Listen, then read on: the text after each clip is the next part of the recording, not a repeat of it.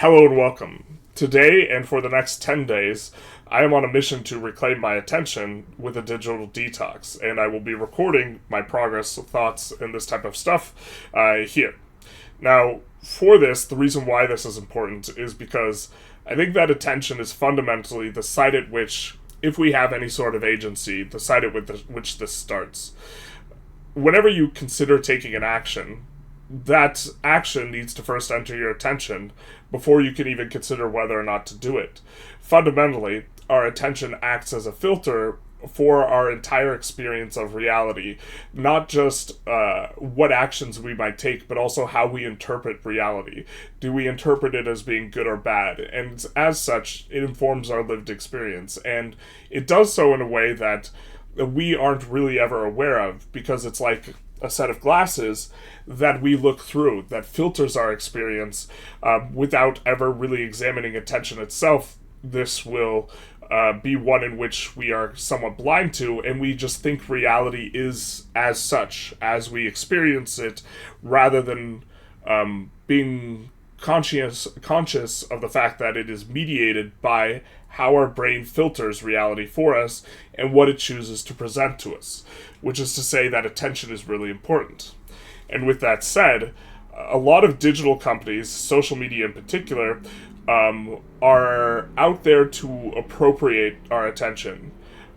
They get, or their incentive structure is such that they generate the most ad revenue, not through helping us, not through providing value, but through engagement. We are the product. They are selling our attention to corporations, effectively, for ad revenue. Right? And a lot of these are designed to just suck you in and keep you engaged as long as possible, and in effect sap you of your agency. You are no longer there to be an actor, but a receiver of media that will tie you down because it will imply that it is urgent, that it is important, and all these types of things in order to keep you maximally engaged. And so, the incentives for a person, for us, are different than social media, even if it is a tool that will be useful. So with that said, I, for the next 10 days, will not be using a majority of digital media that I use from the perspective of hours or time spent. Obviously, I'm using some of it because I'm recording this here, right? But I will not be using any sort of social media, not playing any video games, not doing any TV, music, etc., or stuff of this nature. The stuff that I will be using is stuff like a to-do list app, audiobooks, texting and phone, which I really only use in emergency. I won't be using Discord, but I will be checking, for example, my DMs to make sure that there's no sort of emergency type thing. But that's what the project is. And I anticipate that I will, to kind of talk about hormones a little bit, and a model that Gregory Burns has for satisfaction. Gregory Burns makes these arguments in, I forget which book, but that fundamentally satisfaction, or the book's name is Satisfaction, is a function of us both having cortisol and dopamine. And a lot of the digital products we consume just constantly press a dopamine button. And they aren't challenging, they don't provide us with cortisol, so we have an incomplete satisfaction experience, let's say. And the dopamine is the expectation of reward. It's not actual reward. And that's what a lot of these products are out there to do. But because of that, I anticipate this sudden removal of all of these things that are out there to really kind of blast your dopamine, give you the anticipation of reward so that you stay engaged, while simultaneously not providing any challenge and thus not really giving us a full satisfaction experience. I imagine the removal of all of these things will lead me to being bored a lot. But that probably going to spend a lot of time reading, probably going to spend more time working out, journaling, and also cleaning, because my room is a mess. And so I imagine that a lot of these things will happen, and that a lot of boredom will happen, but within that boredom, I have the opportunity to turn my attention inward on itself.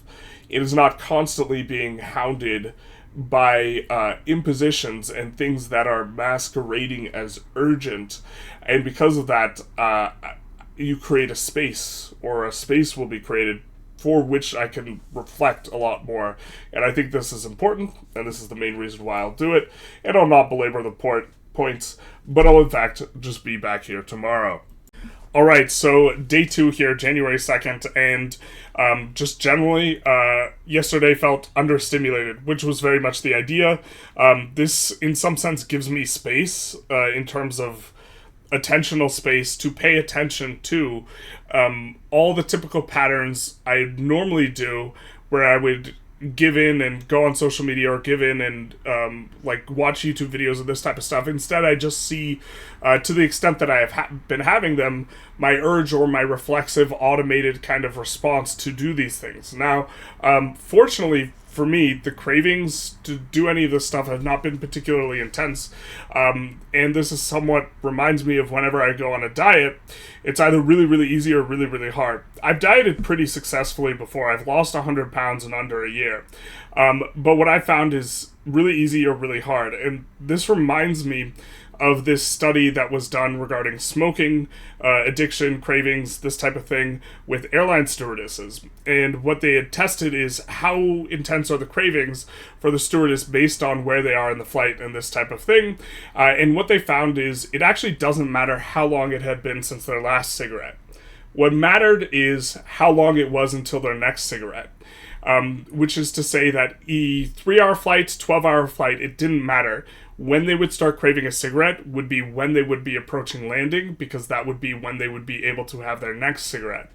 And so it's this kind of, to harken back to dopamine, it's this anticipation of reward that drives the craving. And if you don't view something as a potential action or as something that is a possibility, like if for me checking social media is not a possibility, then you don't actually get the cravings for it. Or this is kind of how things tend to work. The stewardesses would only crave it as they approached the landing, because that's when it would become possible for them to be able to smoke. And so if somehow internally you cut yourself off, and I don't know the best process by which one can do this, if you cut yourself off from viewing something as even remotely possible or in the realm of possibility, you don't actually really crave doing the thing, because it's not there. And dopamine is a very strong motivator, and it is the like motivator, and it is I think overstimulation in this regard.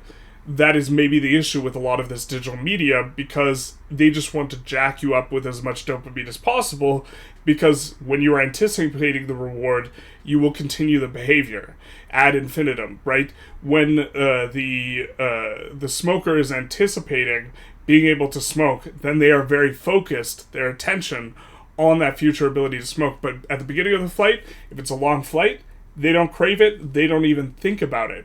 And so there was fewer instances than I had expected where I would be like, oh, I really want to check my phone, or oh, I really want to go on this and do this or that, or this type of thing. And I imagine these get stronger as time goes on, and it's been longer because the novelty of this entire experiment will wear off. But that was a little bit interesting, and kind of was thinking about that. In terms of what I've been doing, I haven't been trying to fill my time with like fun activities or something, because I want to some extent feel the weight of not being able to do this, although I have been moving back to a lot of things that I had done in the past. I did spend some time cleaning, which is good. I spent quite a bit of time reading. This is probably where predominant amount of my time was spent, specifically trying to read books on attention to try and stay on theme, as well as I think that staying on theme, not just for the purpose of like staying on theme, but also there's a synergistic effect between trying to engage in the project of reclaiming attention and reading about attention, right? And then I did a little bit of writing, and then for the first time in quite a long time, I went over a master's game in chess with a physical chessboard, which I used to do every single day for at least one game, and so that was nice. We also... Here. So that was a test of my friendly neighborhood emergency warning system, which, if you're thinking about attention as a concept, is kind of an interesting thing, because those tests are very intrusive. When there's a loud car outside, that's intrusive, right? And there's a very significant demand on your attention.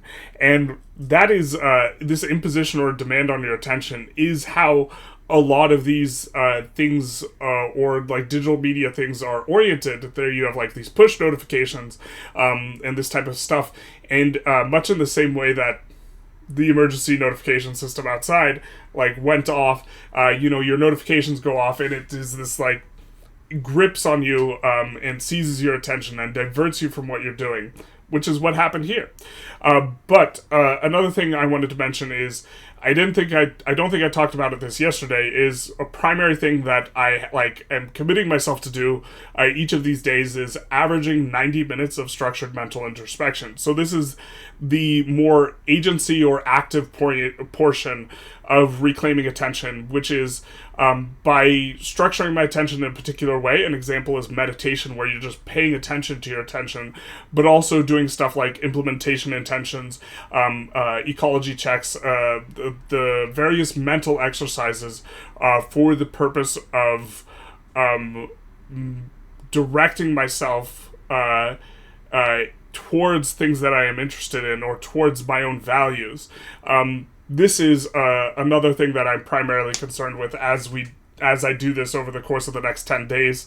I do have a kind of piece of paper with a bunch of different mental exercises, averaging, again, 90 minutes a day for all the days, and so this is also what we'll be doing, and so hopefully we get some changes in and this type of thing.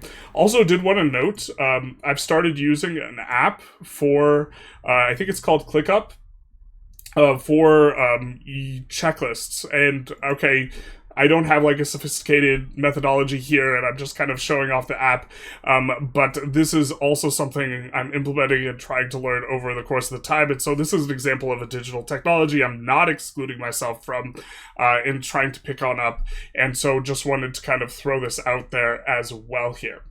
Anyways, see you tomorrow.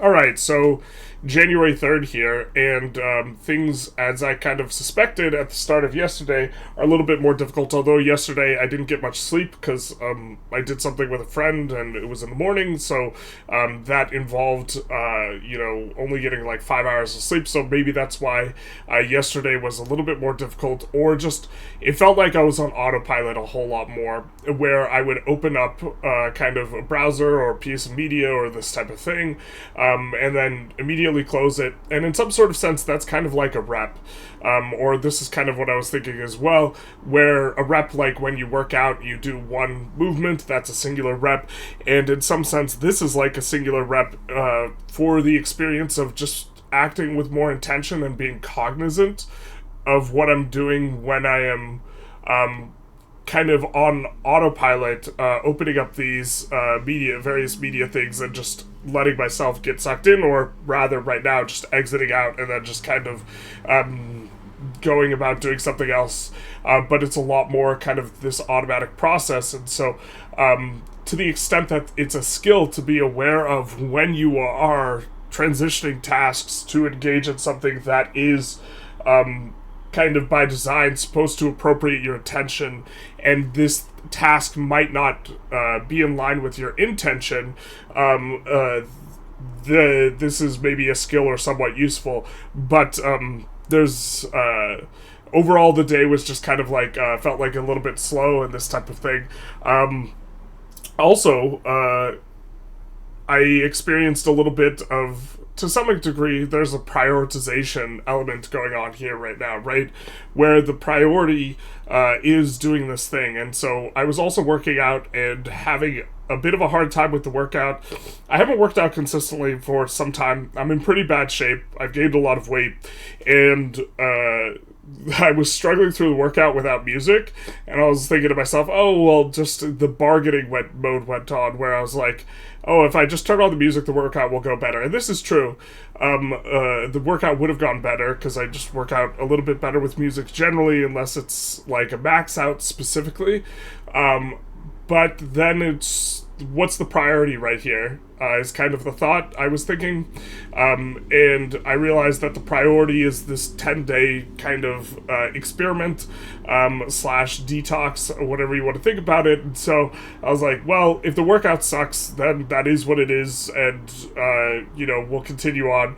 And so it didn't open up the music, but I thought it was a little bit interesting, because if the important thing within a 10-day period was instead, like, working out or getting back into working out, definitely the music, even if the music would get turned on and this type of thing.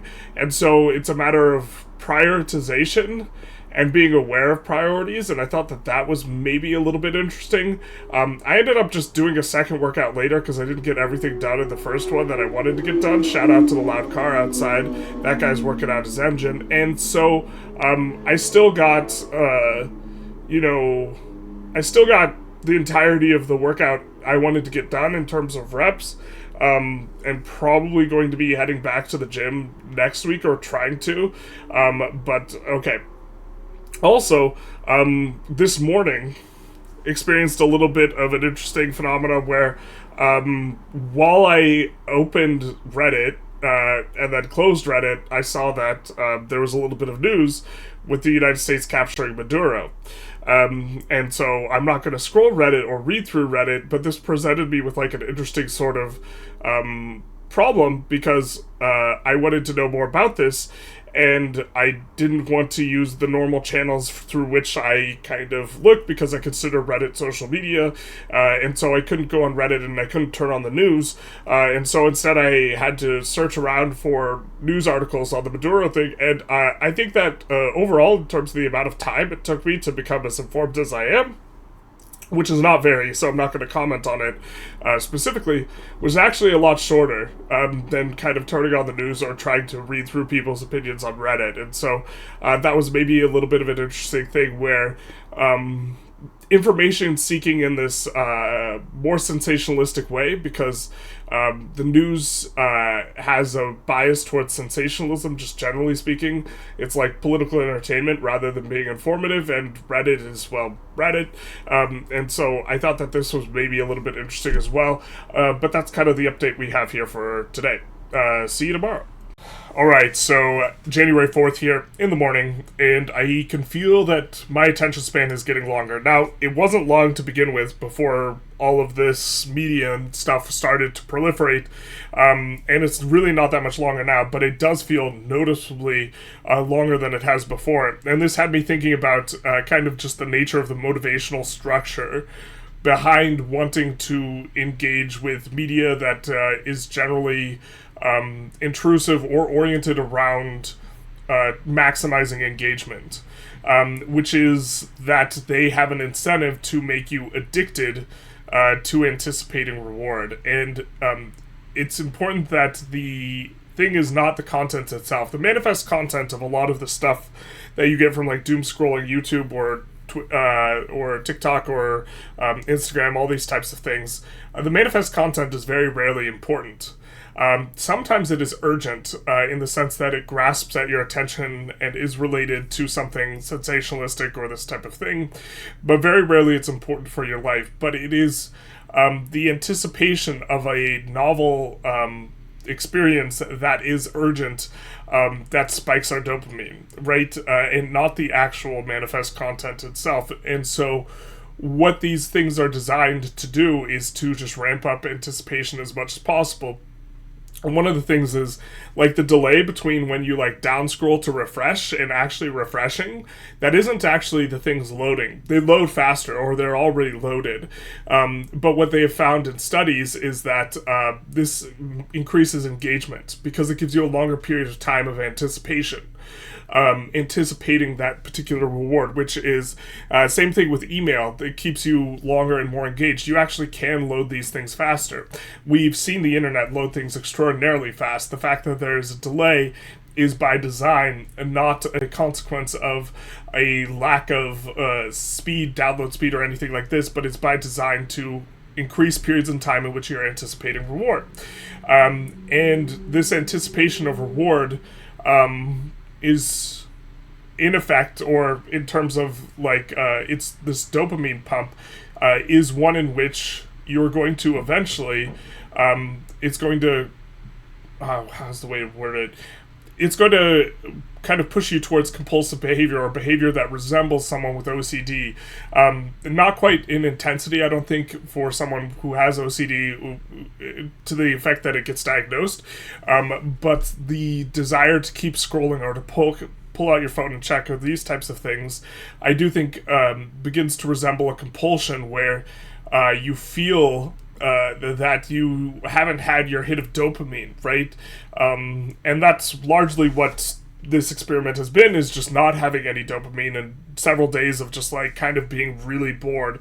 But this this like need for a hit of dopamine and trying to get it is like a compulsive behavior, and it's your body trying to cope with the lack of a neurotransmitter it has become accustomed to and desensitized to. And this desensitization towards the anticipation of reward also probably, I think, just messes with motivation systems in general.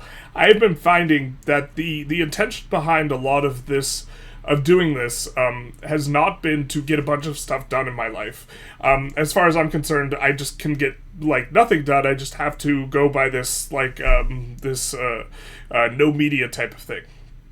And what I've noticed is suddenly I'm way more motivated to do everything else in my life. And the reason being is I'm probably just not overstimulated on dopamine anymore, such that I actually can feel the anticipation of reward of getting things done, like making these to-do lists, cleaning the room, whatever it is, things that I have lacked in motivation before. And so I was thinking of that a little bit. Also noticing with some of the mental exercises, which is the secondary focus beyond the attention, that there's kind of shadows of past attempts a little bit to get my life back in order or get on the bandwagon of mental exercises. And I thought that was a little bit interesting. In particular, the last time I had a somewhat major push was in either June or July. I'm not sure which.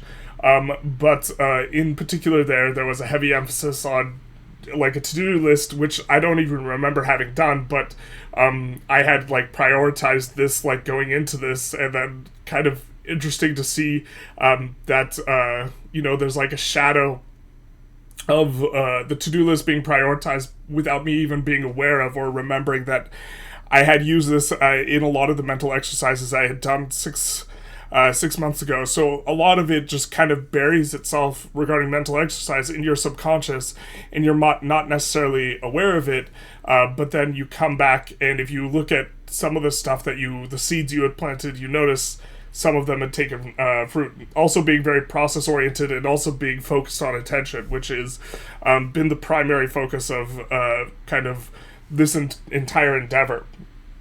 I've also started to do some mental exercises. This is something, or not mental exercises, voice exercises. I've been doing them every day. I'm trying to make my voice deeper, but I'm not like intentionally sounding deep here or whatever. Although my voice might be deeper than yesterday. And at some point I want to make a major push for this, but I have a theory or a sneaking suspicion that in order to make your voice like actually deeper all the time, what is needed or required is to actually make your internal voice deeper, which requires a pretty heavy intervention that is very immersive, where you intentionally work on the way your voice sounds in your own head to try and make it deeper, because you could do voice exercises and make your voice deeper temporarily, but it always trends back to baseline. And I think that if the work required would be one in which you are intentionally affecting that internal voice, and that might be something I focus on in the future. This isn't what exactly is the focus on right now, but stuff like as soon as you wake up, you do the voice exercises and you work on your internal, and then in the middle of the day you do it, and before you go to bed, because you're going to have this long period of time when you're like falling asleep, you also want to get your internal like dialogue in your head to be the voice you want. But that's kind of a tangent, but I have been doing that, and that's something that I've been working on. Anyways, see you tomorrow. January 5th here, came across a little bit of writing from about a year and a half ago of a frame that I occasionally kind of think through in regards to dopamine and cortisol, and I thought it was interesting and worth mentioning here. And that is that thinking of both of them as a resource. Now, we've talked about dopamine a little bit. It's the anticipation of reward, and it is something that reinforces you in that it encourages you to repeat behaviors. So as it relates to digital media that's maybe intrusive and pervasive, it's encouraging you to continue doing the thing. It's conditioning you. And cortisol is the stress hormone. And as we, I think, mentioned earlier, Gregory Burns makes this argument that you need both dopamine and cortisol in order to have a full satisfaction experience. And so you need both the novelty, which is how he frames dopamine, and cortisol, which is a stress hormone, which is supposed to indicate challenge. And the further kind of framing that I was bringing up here, or am bringing up here, is thinking of both of these as resources, because you can only tolerate a finite amount of cortisol before it starts being really kind of rough on your body, rough on your psychology, this type of thing. Which is one of the reasons why if you're like lifting weights, if you have like a stressful job, you don't recover from the weightlifting as well, especially if it's a form of weightlifting that's like close to near 1 rep max, this type of thing, because the challenge on your central nervous system from your stressful job, the cortisol there is you have the same pool of cortisol for both that and the challenge on your central nervous system from doing full maximal loads of weight. And so it's a finite resource, and you have to some extent, pick and choose, if you're being intentional with it, pick and choose where you're going to be stressed out. And so that's cortisol. But with dopamine, dopamine is controlling, by and large, what you're conditioning yourself to do. And you can just kind of crank more and more dopamine in there, but eventually it gets saturated, you get overstimulated, and eventually you're just not very responsive to any sort of conditioning. And so by thinking of dopamine as a resource, we think about what is it we are going to allow ourselves to be conditioned to do, to the extent that we are able to intervene in any sort of conditioning, right? Because conditioning, when we are conditioned to do something, we're going to repeat it, this type of thing. And so the question is viewing whatever media we consume as not only media we are consuming for the experience of consuming it, but also viewing it as a expenditure of our dopamine resource, which is we are going to condition ourselves to continue to consume this in this way. And so I was thinking that that was kind of in line with some of the discussion we've already been having regarding what I've been doing, kind of reached a new point or a new phase this Monday, starting with yesterday, actually. Yesterday was Sunday. The program I have for the mental exercises kind of had a day-ish off on Sunday. And then today is going to be kind of a new cycle where previously the last week has been brainstorming, figuring stuff out, writing out programs, this type of stuff. And then this week is going to be a lot more reinforcing. And so that was going to be a little bit of a change. And so there's less brainstorming activities and more just what have I already identified as important, trying to reinforce it as much as possible in regards to the mental exercise. I also yesterday started counting calories, which I think is like an interesting thing as it relates to attention, because when I've counted calories, just by and large, I've almost never not been losing weight while counting calories, even if I have no sort of injunction or specific goal of restricting calories. Just counting them, just bringing them to attention is often enough to significantly decrease the consumption of calories. And I think that this is twofold. One is when you bring it to your attention, you're like, oh man, I'm eating a lot, or and two, it's also slightly inconvenient. So there's a threshold where you don't want to eat normally, or you don't want to eat additional food, right? And it effectively pushes that threshold back slightly, in that it's slightly inconvenient to count calories. And so if you're if the next bite of food is pretty marginal, or the next serving of food is marginal, you'll just I don't want the hassle of counting the calories, looking up how much calories this thing has, I just won't eat it, that's fine. And so that I thought was, that part's less interesting than the attention part. I think that if our attention right, is a valuable resource, a scarce resource, which is kind of my opinion, then counting calories is something we can spend our attention on, and if it's being spent in other areas, then we can't do that. So, as an example for me, something that is important we have as that, because obviously I should be counting my calories, right?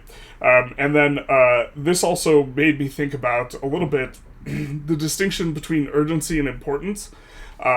There's a lot of, which I'm not sure if it started with Franklin Covey, but it goes on about that in the like 8 habits or 7 habits of highly effective people, something like this. But there's a lot of things that are in our life urgent and have a very heavy imposition on our attention. And social media does this a lot. A lot of media just in general, sex, violence, danger, this type of thing. It has an imposition on our attention because it appeals to like our mammalian brain. But stuff that is urgent isn't necessarily important. And what I'm finding is when I kind of get rid of like all the or what I've been finding over the past few days is as I get rid of all the media, there's no longer a lot of urgent things for me to do. And so instead I just have to resign myself to doing the important things, I guess. And so stuff like, cleaning up and cleaning up the room, doing like starting to count calories, working out, like all this type of stuff, which isn't necessarily as urgent, starts to just come into the things I just naturally want to do. And to some extent, this started off with like maybe this like experiment has started out as something that is largely to do with attention and media, this type of thing, but it's also just kind of transforming in another extent it's just like me accidentally kind of fixing a whole lot of things in my life. And accidentally is maybe like a bit of a kind of creative way of phrasing it, in that this is a lot of stuff I've wanted to do anyways, but the only like goal or thing that I have to do is just like not consume certain types of media, and that's what I've been doing, and I'm not really engaging in any sort of effortful way for doing anything else. And so seeing this stuff kind of fall into place, and when the urgent stuff, the stuff that is imposing on the attention is no longer present, suddenly there's just way more time for the actually important stuff. But anyways, I think that's enough for one day, so we'll be back tomorrow. Alright, January 6th here, starting to get a little bit better, or yesterday felt quite a bit better at catching myself, even before I started to open up any sort of digital media, catching the urge.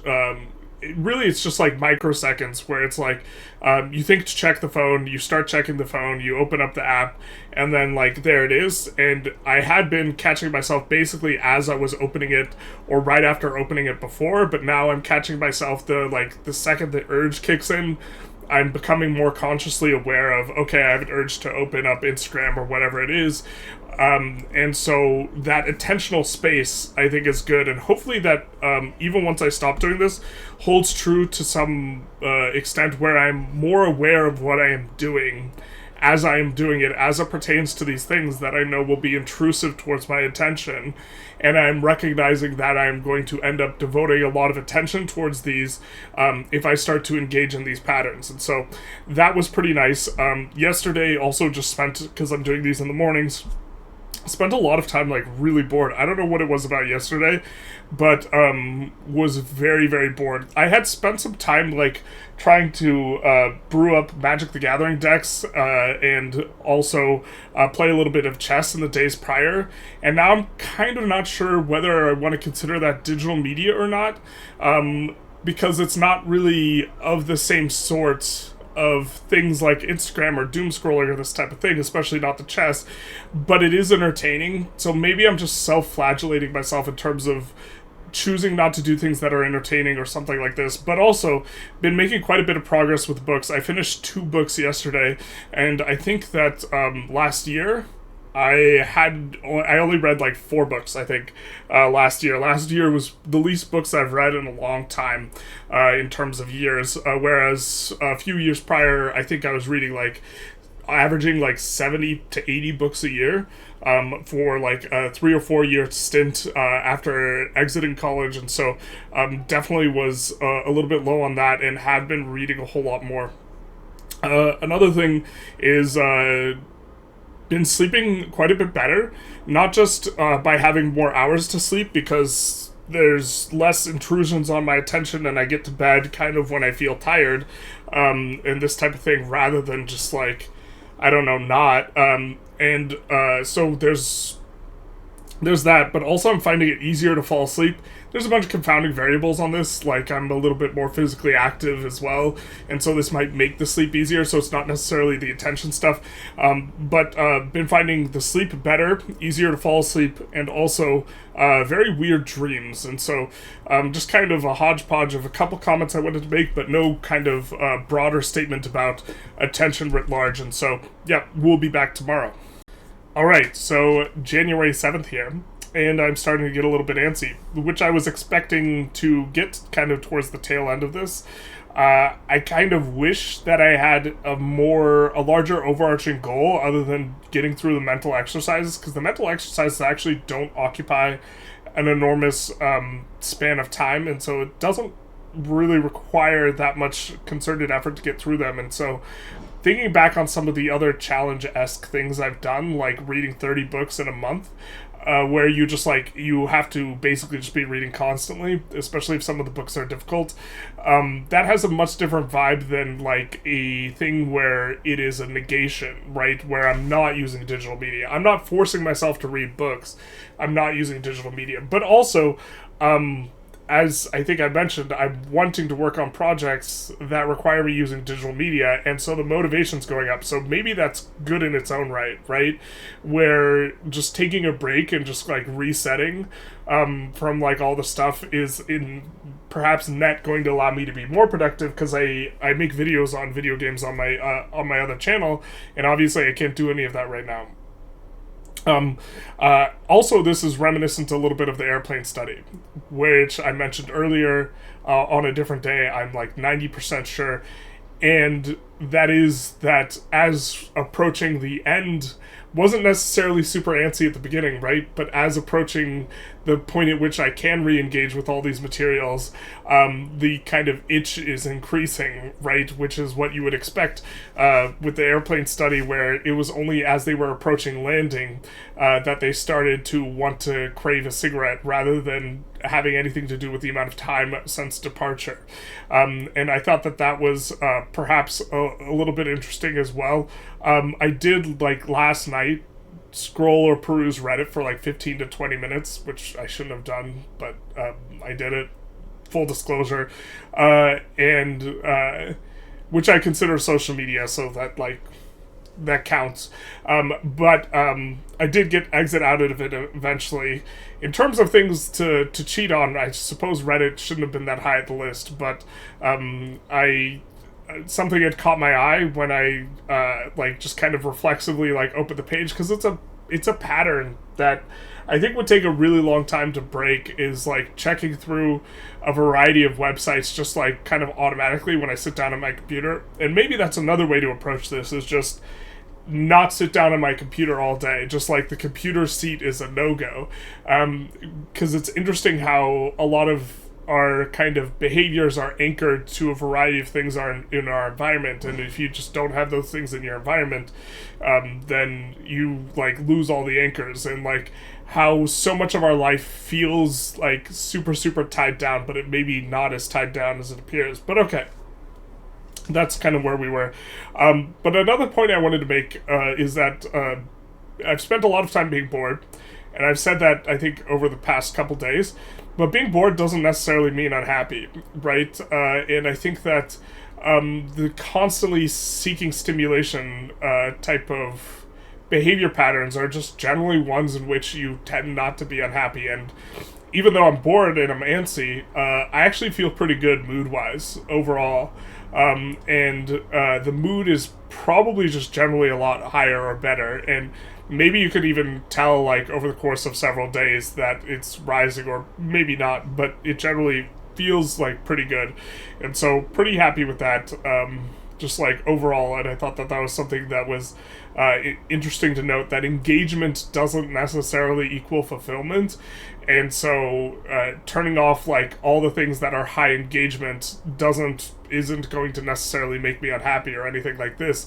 It's just turning off all these things that I traditionally go to reflexively in terms of patterns I've built for dopamine. But it's not is as an overarching thing, as we kind of like approach the end of this, the fact that this is just a massive pattern interrupt has been very interesting and quite a bit of novelty, independent of whether or not it's effective for whatever reason, which I think it is, but we'll see kind of a little bit as we get through the end of it and start like kind of resetting back-ish to normal. I think I've put some systems in place that I'm going to keep in place, and I think this is going to be good. But we'll probably kind of introduce some new focus. I think this is something I've been interested in every 10 days, where it's going to be trying to get something kind of set in place.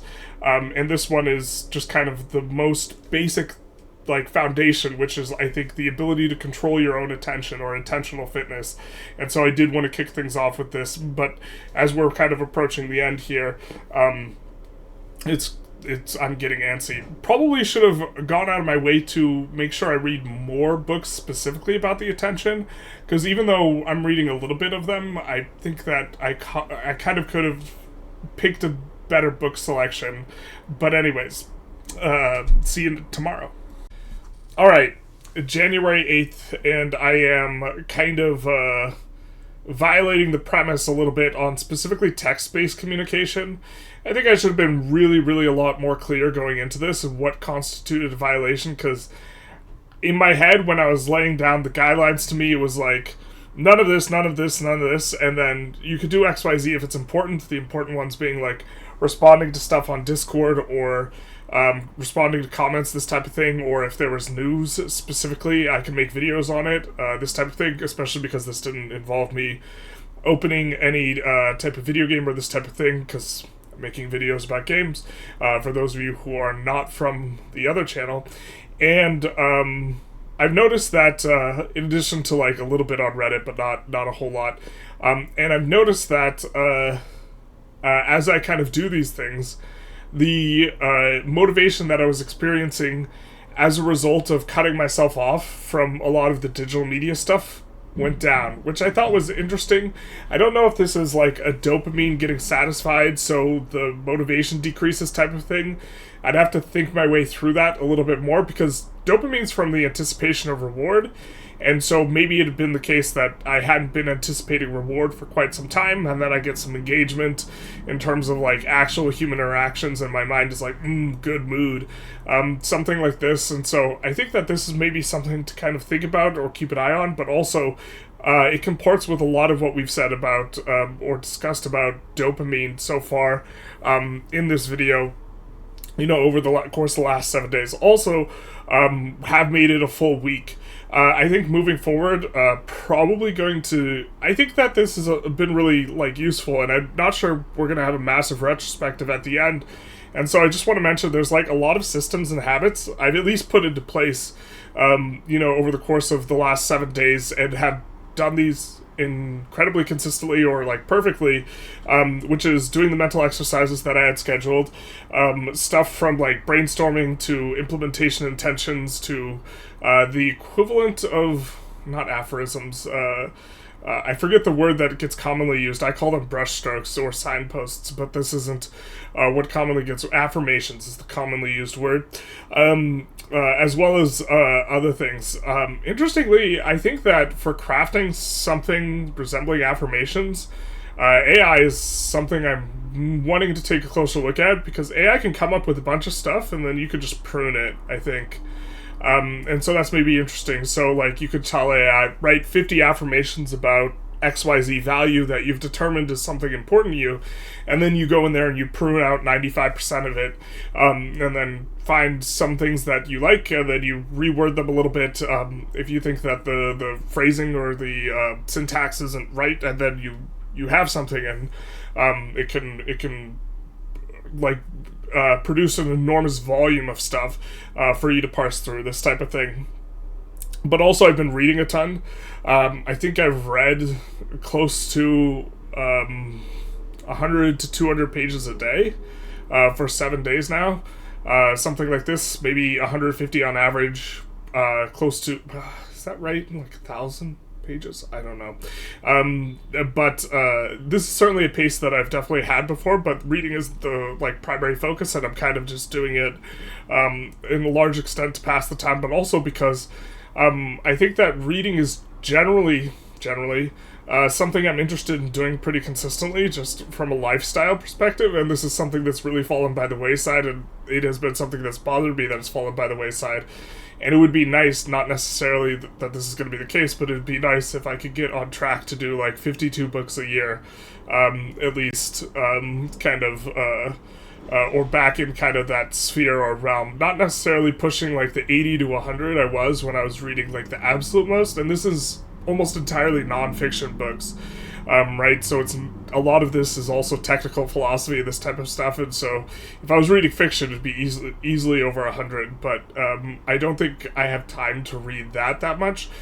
But if you read like a little over an hour a day, that's on pace basically to read a book a week. It's not that difficult a thing, and there's a statistic to me that's just absolutely shocking, which is like 40% of people, after they finish their final level of schooling, whether it's college or high school, just whatever is your final level after they finish that, 40% do not complete another book for the rest of their lives, which is insane to me, because books are one of the best ways of acquiring knowledge and different perspectives that is very expedient and easy, and cheap, and you can consult people who really know what they're talking about, because they're the expert, which is why they wrote the book.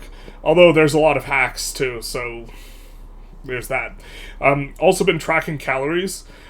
This one I probably have to pin down a little bit better because I'm not as exact as I want to be, but I think I'm going to start cutting on the third Sunday of this year. Generally like to just monitor calories for 2 weeks beforehand, but also notably I didn't want to give myself any like kind of injunction other than the avoiding the media stuff, and I think I've done a pretty good job so far. Maybe it doesn't make as good for a video because I've like done some of the text-based social stuff, but okay. Also been walking a lot more.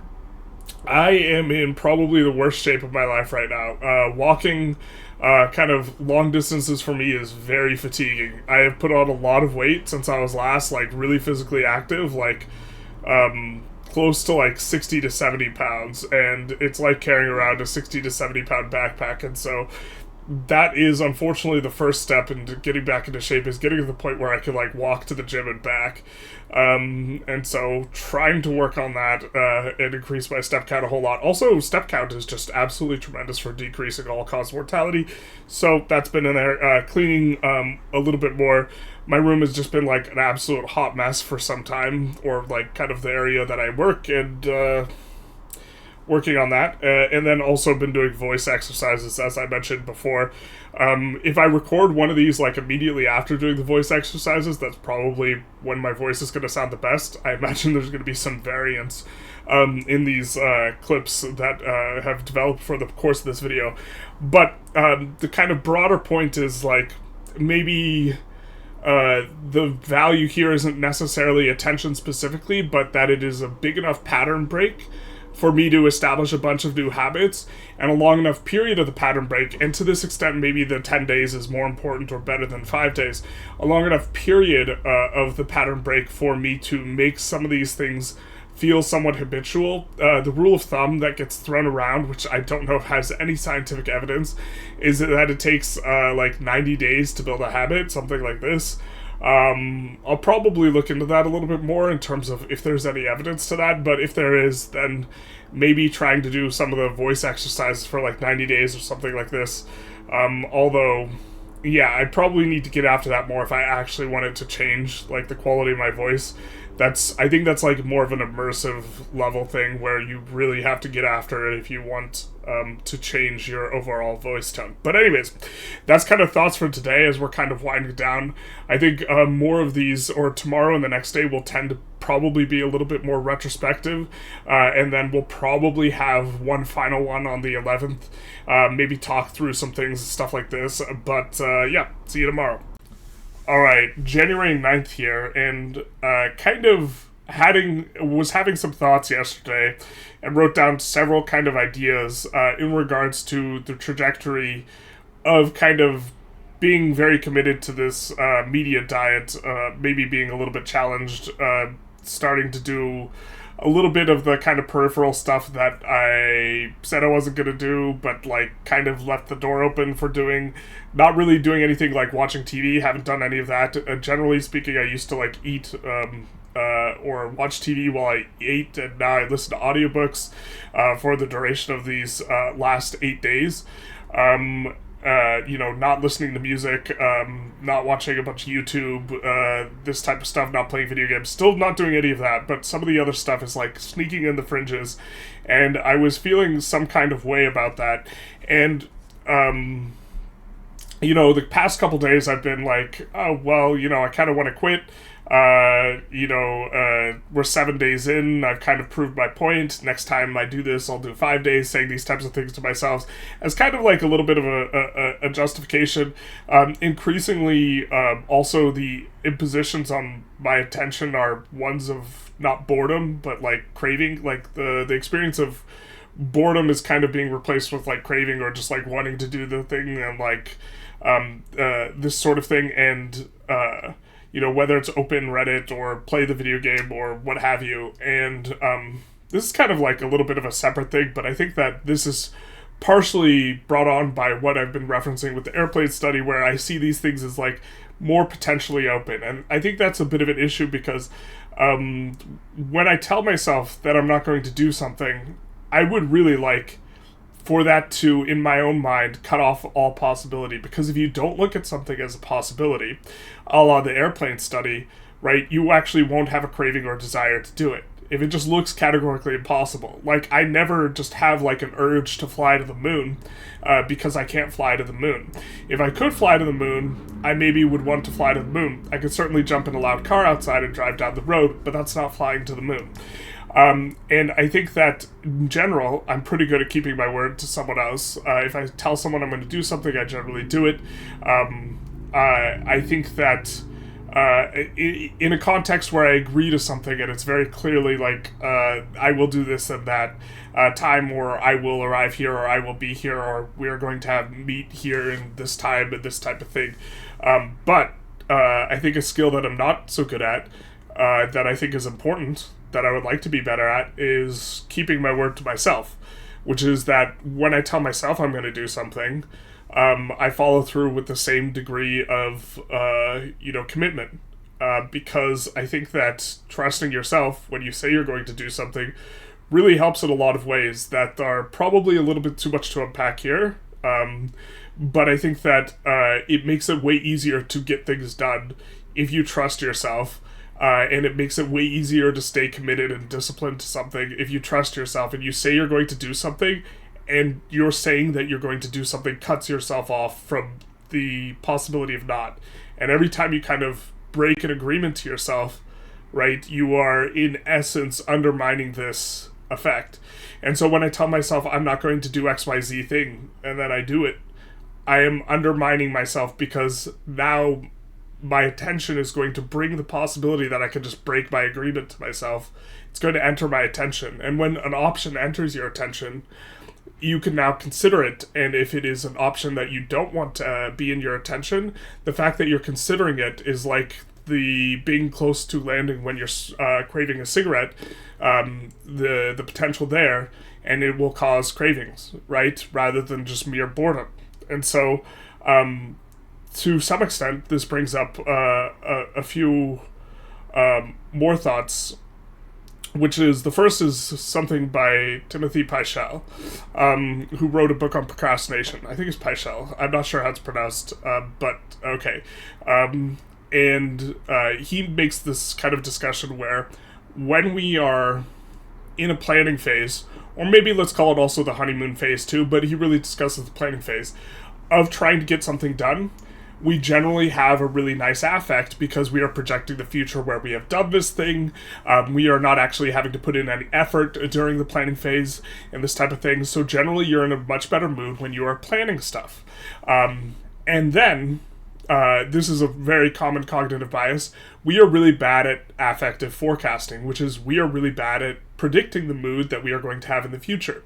And what we do is we predict that when time comes to do or execute our plan, that we will have the same affect we have right now, and this now being when we are in the planning phase. And that's just not the case. Generally speaking, you're just not going to be in as good a mood or this type of thing when it comes to actually execute as you do when you're planning, because when you're planning, you have all the optimism of all the things you're going to get done and all the nice kind of things that you're going to reap the rewards of having done and this type of thing, and it's very easy to be in a good mood. But when it comes time to do something that is tedious, something that is, let's say, boring, it becomes a lot harder to do. And what we have to do is we have to mentally prepare ourselves for the fact that this is going to be the case. That we are going to have not as good an affect when it comes time to actually execute, and not flinch away from the fact that we are not going to have as good an affect and just get down and execute as well as possible. There's another thought I was thinking from a different book called The Psychology of Poker, I think, or Mental Game of Poker, something like this. Jared Tallender, I think, is the author. But he has this kind of model of looking at improvement, and he calls it the inchworm model. I think I've seen it in one other place, so I don't know if he came up with it. But the idea is you have a distribution curve of performances. You have your very, very low performances, and then most of your performances are average, and then you have your very, very good performances. And overwhelmingly, people focus on their really good performances and executing as high as possible and this type of thing. And kind of pernicious pattern is a lot of people will like give up if they can't get their very best performance ever and just scrub it in this type of thing. But the truth is most of your performances are average. They're in this like middle distribution. When people are showing off their performances to others, they almost always show off their best. If you're showing off your gym record or this type of thing in a lift, you're almost always showing off your best, which you've probably missed a whole ton of times. Rather than showing off like your worst, right? But what he argues is in poker, you have buy-ins. When you sit down at a table to poker, you put $200 on the table, let's say, that's one buy-in. And the way you track progress is buy-ins you win per hour. This is your hourly rate. And it is an aggregate of times when you are playing really, really, really good and really, really, really bad. It's all together buy-ins per hour. It's an average, right? And so maybe you win 2 or 3 buy-ins per hour, but when you're killing it, you're winning like 10 buy-ins per hour. And what a lot of people do when they focus on trying to get better at poker, or when they try and focus on trying to get better on everything, is only focus on their A game and trying to get like squeeze out these tiny, tiny margins of these in-depth strategies of like doing a ton of like game theory calculation in the case of poker, but other types of things. You're just focused on the best performance ever. And what the truth is a lot of times we can improve our overall performance much more easily with much less effort if we focus on the bad performances. Because the weak performances are often left unimproved. And in the case of poker, often the way people lose a lot of buy-ins per hour is they go on tilt, and then they do really stupid things with really big stacks of money. And so they spend a bunch of time trying to win like half a buy-in here, half a buy-in there, in terms of a decision, which you're barely scraping an edge because you're like, oh, I have a 50-50, or I have a 52% chance of winning here, and the bet is like 100 buy-ins, so you win like 2 buy-ins, like in the aggregate, and I waited a few minutes to take this bet, or something like this, and then you go and you take this decision that's just terrible, and you lose it all. So what he argues is you should really focus on your F game. You should focus on when you were doing bad, improving that performance. And so, to some extent, at the tail end here, I don't think I'm doing a very good job of it relative to what I was doing before. And I think that I could improve that pretty easily. It just takes a little bit more commitment. And so what I'm going to do now is, after I finish recording this video, I'm just going to unplug my computer, because the computer is really more the issue than the phone, and also I do want the phone for audiobooks.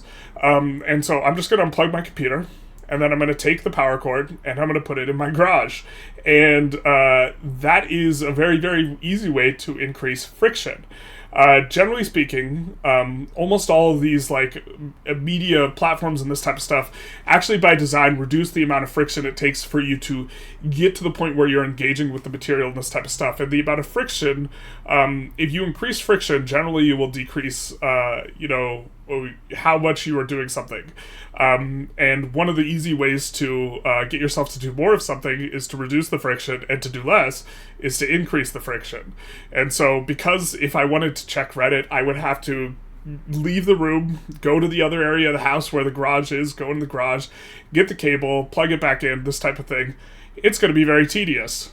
I'm not going to do that so I could check Reddit. And so Reddit's like kind of the... I would much rather play video games, but that's a much more obvious commitment, and also I have to wait for the game to load, this type of thing, and so that's what we're going to do.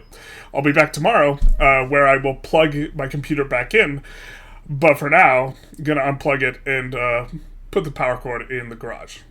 Bye-bye now. Just to be clear, in terms of ideas, there's like several things going on with this. I am kind of renewing my commitment to myself to do this project, and because I want to trust myself more, I'm focusing on how to improve the lower level performance, which is to just have a more intrusive intervention, which involves unplugging my computer and taking the power cord somewhere else. And then I am also removing as an option the ability to engage with my computer, which very much is kind of the point of this entire project, is to remove these things as options in my mind. And we've talked about kind of this effect via the airplane study. So just all of these kind of layered is where the decision is coming from, and why I kind of talked about all these different things going into this. But time to unplug. So January 10th, the final day here.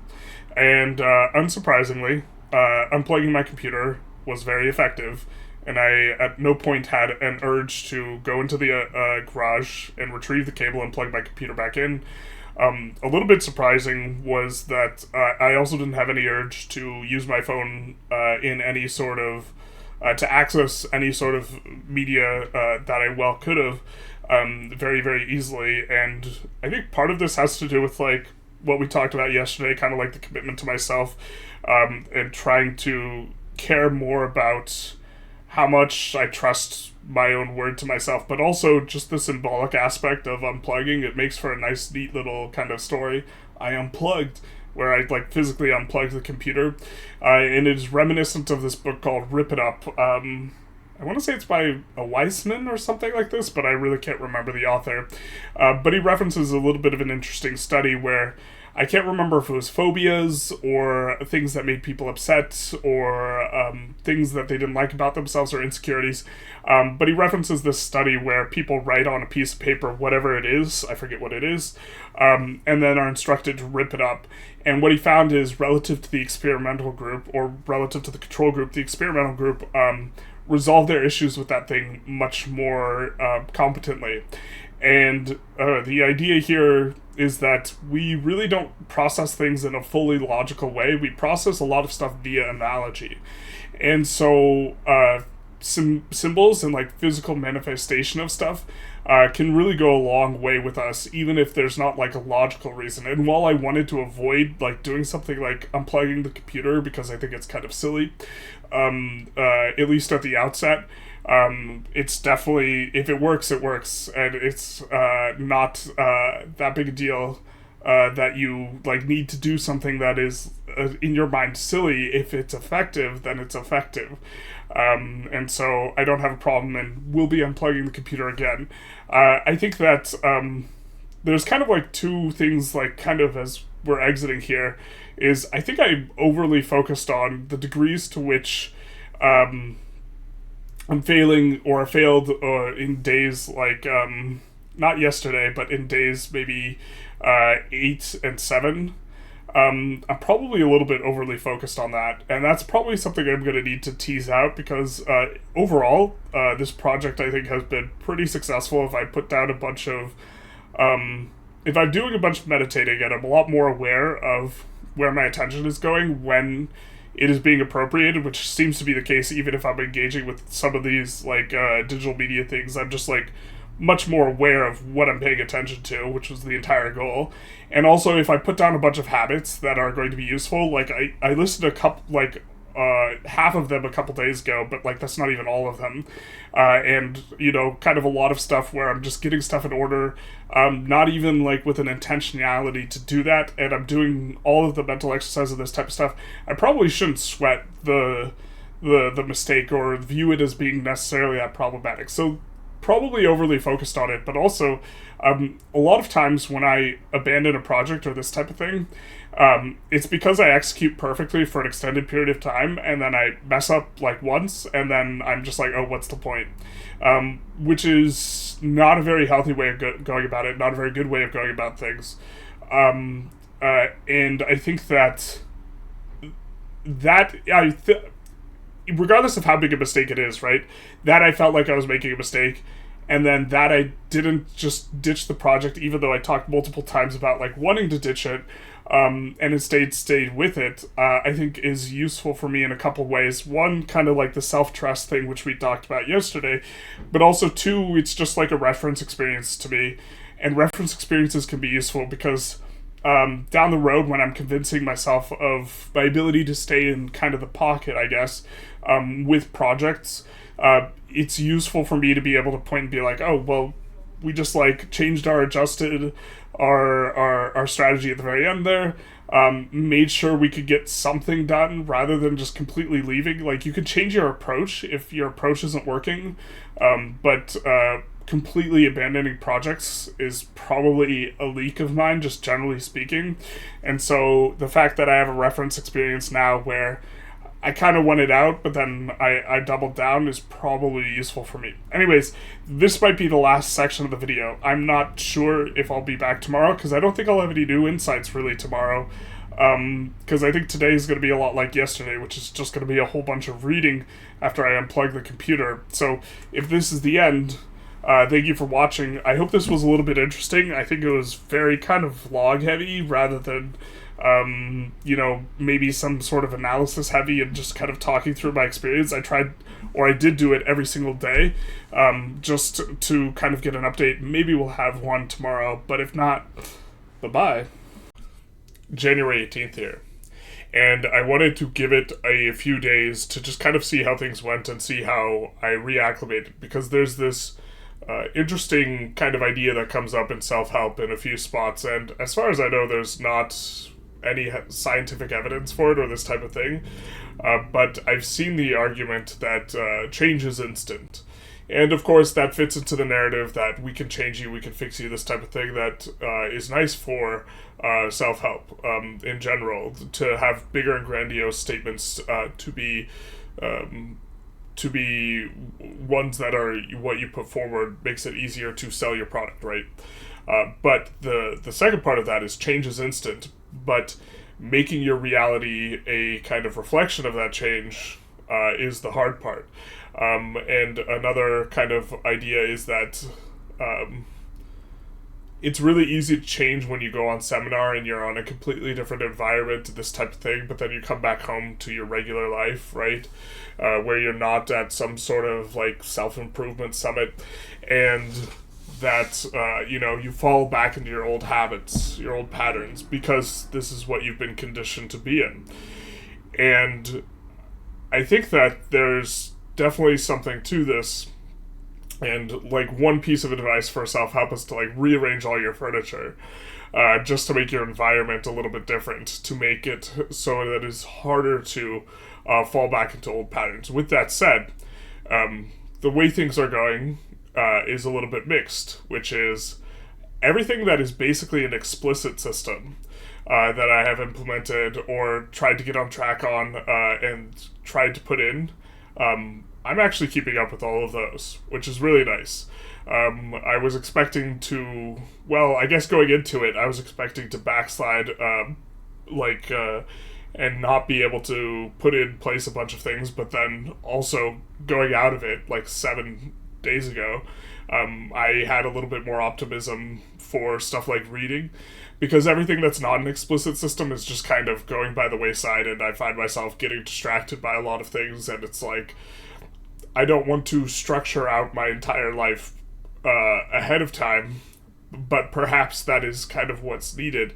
There's not an internal compass as much that is causing me to more or less reject forms of media that I find intrusive, and also not appropriating my attention in a way that's not healthy for me or ideal or this type of thing.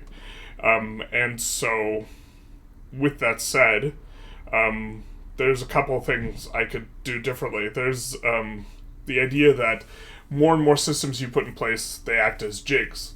And so what a jig is it's a mechanical tool that actually prevents you from doing something. You know, when you want to draw a straight line, you can use a ruler, right? And you can use the ruler to draw a straight line. The ruler is a jig. It prevents you from doing the other thing. And I believe we talked about the airplane study kind of repeatedly. When you cut yourself off from the option of doing the other thing, like in its entirety, then this makes this kind of easy. And like an example of another jig is like at McDonald's, they have the little they have a mechanism that like you pull a handle or something and it squeezes out one perfect dollop of mustard, ketchup, whatever it is.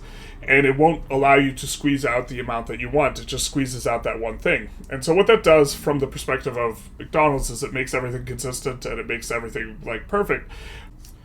And the idea is that by preventing a certain type of result, you force the result that you want.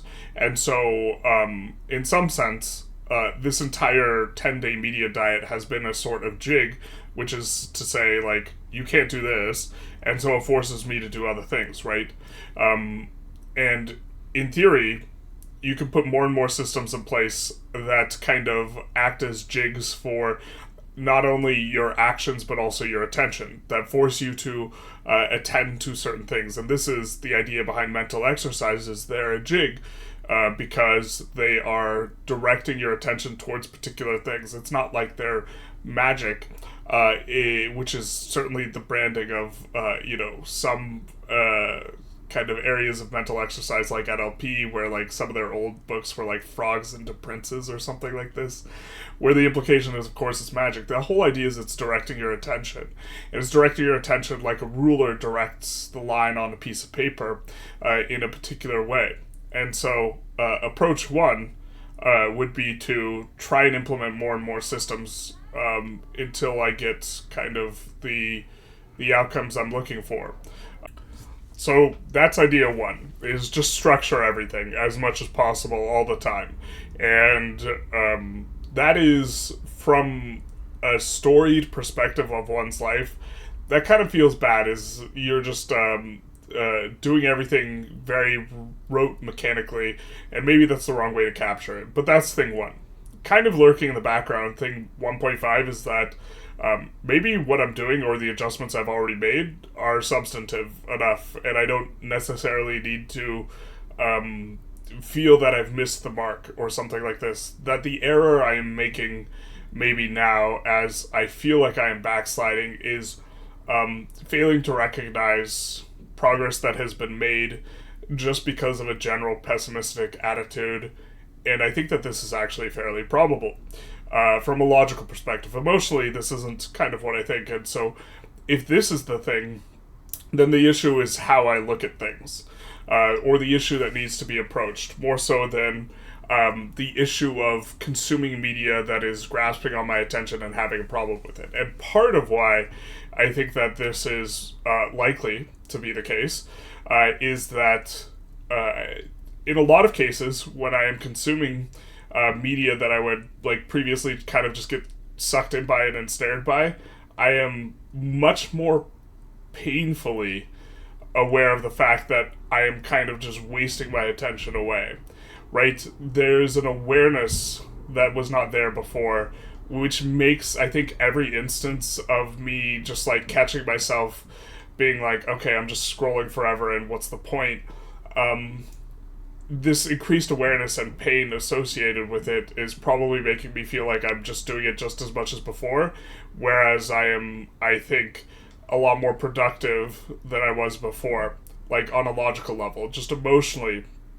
And so it's perhaps the case that this nudging and this kind of gnawing like idea in the back of my head, where it's like, this is what are we doing here? Like, the attention is the most valuable resource. Why are we investing it by just scrolling past nonsense? This in itself might be substantive enough, as a motivator. And the idea is to be internally motivated, which kind of leads into approach two, which is to continue to do mental exercises pretty aggressively to try and shape myself into being the type of person. And again, the changes kind of has issues or difficulties in terms of implementation and integration and this type of thing, but change myself into the type of person that doesn't need a structure, that just magically has the solutions and pays attention to the right things, focuses on the right things, takes the right actions, this type of thing. And I think that this is probably to some degree a little bit trappy, which is the idealized version of this where there's no structure, this type of thing, is like a theoretical possibility.